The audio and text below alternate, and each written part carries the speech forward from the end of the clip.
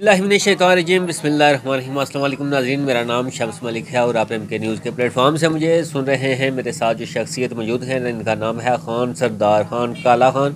तारीख़ पैदाश इनकी 1938 का और बलोच के मकाम पर ये पैदा हुए हैं। इनसे जानने की कोशिश करेंगे और इनकी जो ज़िंदगी है वो मुख्तलिफ़ अदवार में से गुज़री है। वक्त को शार्ट करते हुए मुख्तसर करते हुए मैं इनकी जानिब चलूँगा। अस्सलाम वालेकुम जी। वालेकुम सलाम। कैसे हैं? अल्लाह का शुक्र है।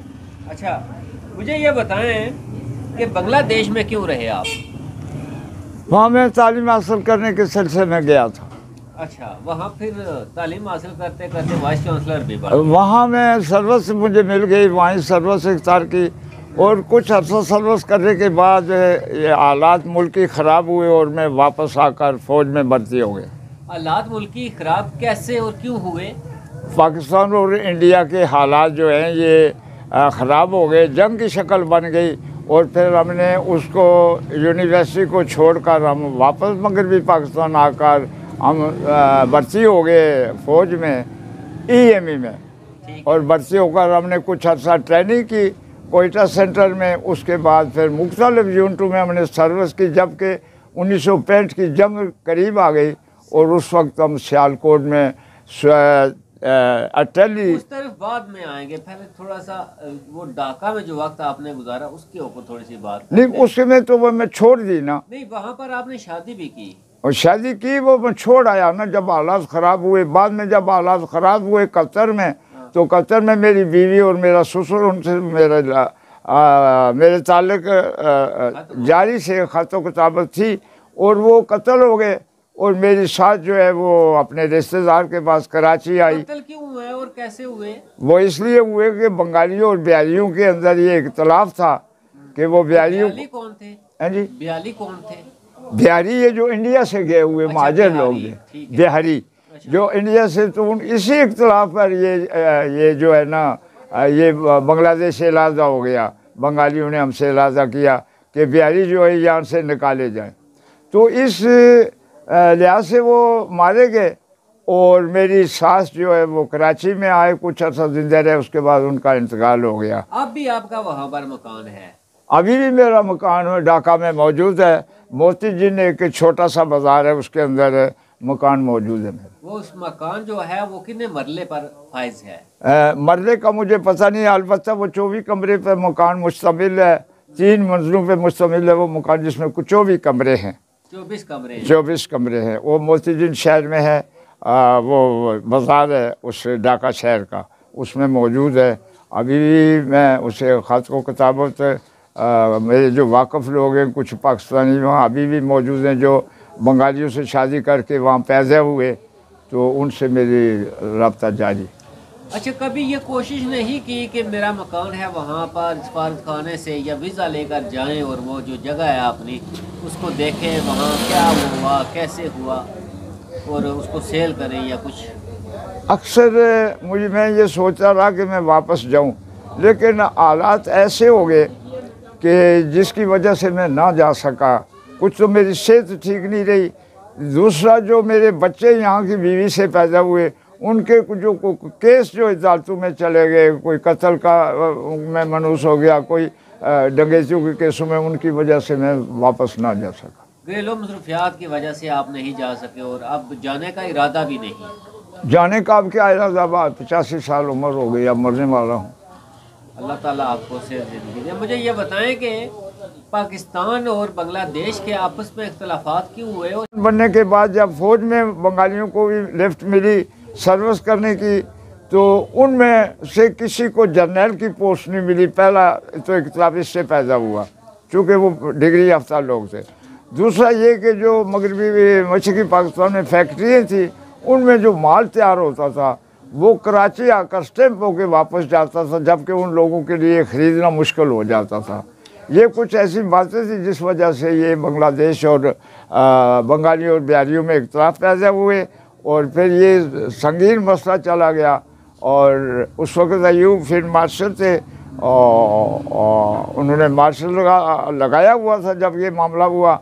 फिर भुट्टो जो है, भुट्टो ने तारीख चलाई अयूब खान के ख़िलाफ़ और अयूब खान ने कहा कि भुट्टो मैंने तू बरतानिया में था मैंने तुम्हें लाकर अपना वज़ीर ख़ारजा रखा, तू मेरे ख़िलाफ़ तारीख चलाई, मैं पाकिस्तान तेरे हवाले करता हूँ। जो तू इस असम्बली बना रहा है ये तेरे मुल्क का निज़ाम नहीं चला सकेगी, ये भौंकते रहेंगे।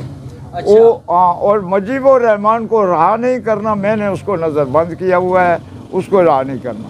ये बातें जो अयूब खान ने भुट्टो को कही, और वे भुट्टो की वजारत आई तो उसने अपने जहन से उसका डील किया मुल्क के निज़ाम को, तो उससे भी नहीं चल सका।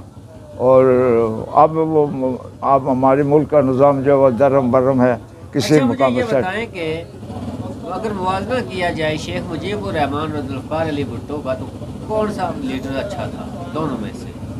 और जी अच्छाई तो तब होती कि भुट्टो की अच्छाई को तो हम तो सामने लाते कि वो मशरक़ी पाकिस्तान हमारे साथ इलाक रहता।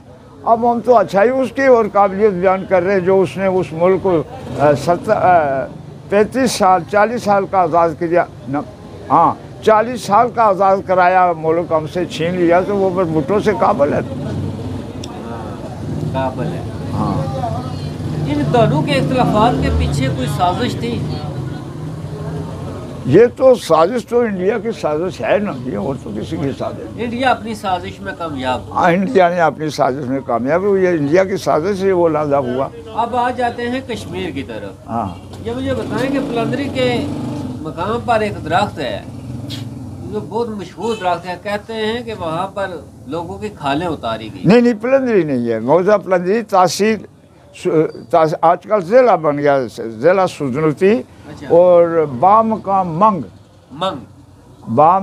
मंग के ऊपर है। ये हरी सिंह महाराजा हरी सिंह ने सब्जली मल्ली खान और शम्स खान समेत, शम्स खान सब्जली और मल्ली खान समेत 22 आदमियों को कैद करके उनको मंग के मकाम पर ले जाकर उनकी जिंदा खालें उतारी गई है।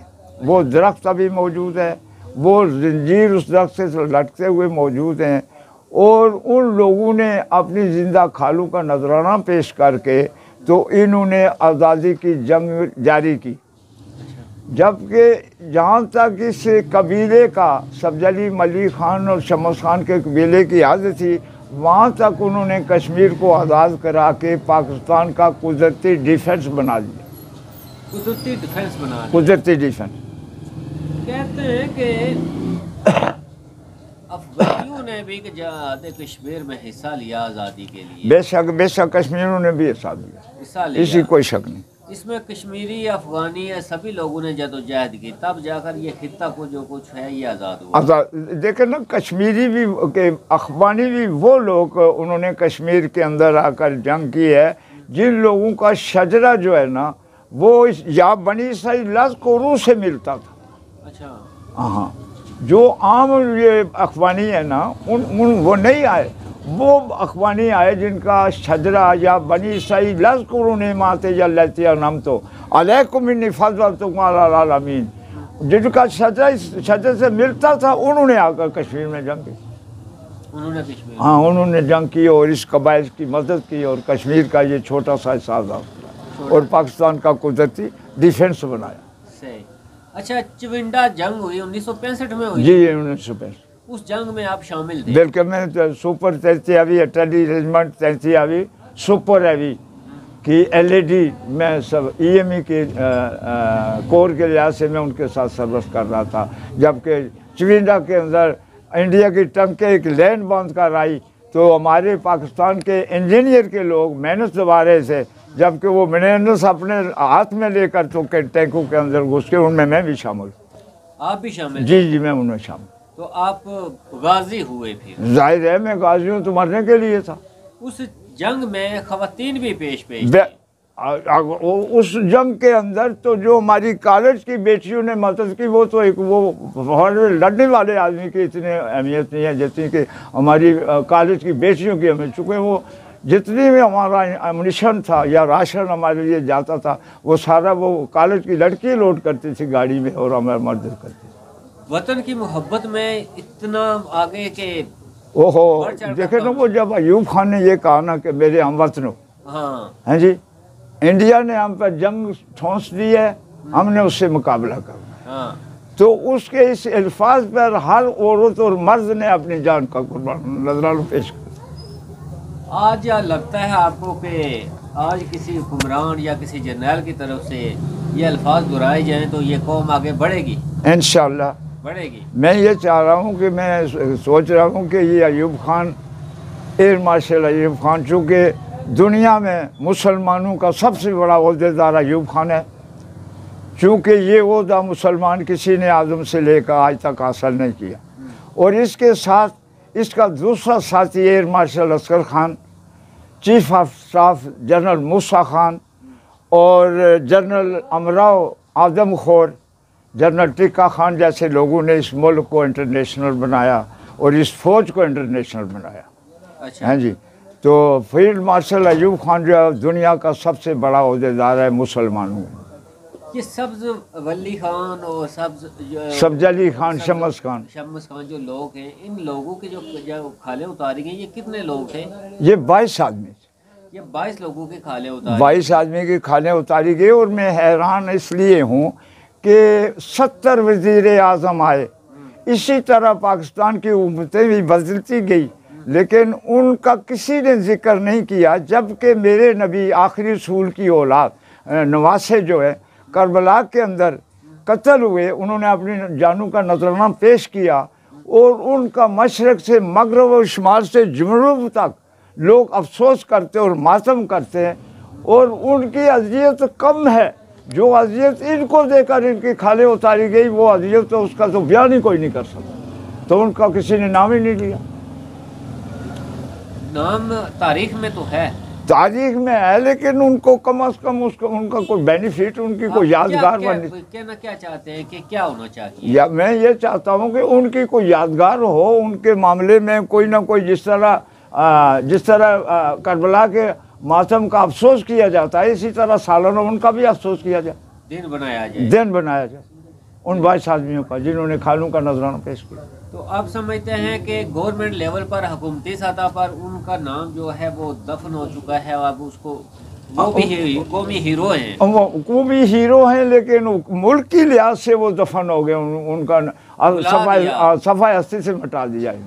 और फिर एक और भी मैं बात करूँ कि कश्मीर का जिक्र अल्लाह रब्बे करीम कुरान हकीम में इरशाद फरमाते कि मैंने जब कश्मीर ये 7 ज़मीनें और 7 आसमानों को तख्लीक दी, तो ज़मीन के पहले हिस्से पर मैंने एक ऐसा ज़मीन का टुकड़ा बनाया जो मेरी आने वाली मखलूक के लिए मिसाल होगा। माशाअल्लाह। हैं जी, मिसाल होगा। वो कश्मीर, जब अल्लाह, कुछ आदम नहीं था, कोई जिन पूत नहीं था, तो अल्लाह कश्मीर का जिक्र कर रहा था। कश्मीरी, हाँ, कि कश्मीर एक ज़मीन का ऐसा पहली ज़मीन के हिस्से पे बना रहा हूँ जो मेरी आने वाली मखलूक के लिए मिसाल होगा। उसको पाकिस्तान के जो वज़रा हैं या हुक्मरान हैं उसको सफाई हस्ती से मिटाना चाह रहे हैं। कोई कहता है इसकी रियासत बनाओ, कोई कहता है इसका ज़िला बनाओ, कोई कहता है पिंडी से मिलाओ, कोई कहता है लाहौर से मिलाओ। तो इनकी हुकूमत कैसे चल सकती है? तो क्या समझते हैं कि वो जो कोशिश और काविश कर रहे हैं उसमें कामयाब हो जाएंगे? इंशाअल्लाह। नहीं, ये जो कश्मीर को कहते हैं, जैसे आपने कहा कि ज़िला बनाओ, ये बनाओ, वो करो, या इस तरह करो, डिस्ट्रीब्यूट करो, नहीं, ये नहीं कामयाब हो सकती। चूँकि एक चीज़ का अलावा कश्मीर सारे मुल्कों की माँ है। जब अमेरिका नहीं था, रूस नहीं था, कोई मुल्क नहीं था, तो कश्मीर था। 5000 साल पुरानी, 5000 साल नहीं, आदम से पहले जी, आदम से पहले कश्मीर ज़मीन के पहले से पे मौजूद था। उसको मिटाने वाले लोग जो है वो निज़ाम चला सकते, मुल्क नहीं चला सकते ना। वो ये जिस चीज़ का जिक्र अल्लाह करता है, और कश्मीर सारे मुल्कों की माँ है। इससे मुल्क पैदा हुए, अमेरिका इसने पैदा किया, रूस इसने पैदा किया, 152 मुल्क कश्मीर से पैदा होकर इसका नाम निकला। अमेरिका भी कश्मीर से पैदा हुआ, अमेरिका था ही नहीं। ये हाँ, अमेरिका था ही नहीं। जब आदम नहीं था, अमेरिका कौन था? कुछ नहीं था, तो कश्मीर था। तो आज ये कश्मीर इतना मासूम और महकूम क्यों है? इसलिए कि बस हमारे किरदार और हमारी सोच की वजह से। ये सोच और किरदार कैसे बदलेंगे? जब हमारे मुल्क से सूद, झूठ ख़त्म हो गया, तो ये इंसान की सोच और उसका किरदार बन जाएगा। ये यकीन हम रख सकते हैं या कर सकते हैं कि आइंदा कभी भी सालों में, दिनों या महीनों में जो वो कश्मीर है, मकबूजा कश्मीर, वो आज़ाद होगा। वो आज़ाद होकर इसलिए रहेगा कि जिस चीज़ को रब करीम चाहता है वो करा लेता है। ये अल्लाह की मर्ज़ी नहीं थी कि कश्मीर जो है उसको मकबूजा किया जाए।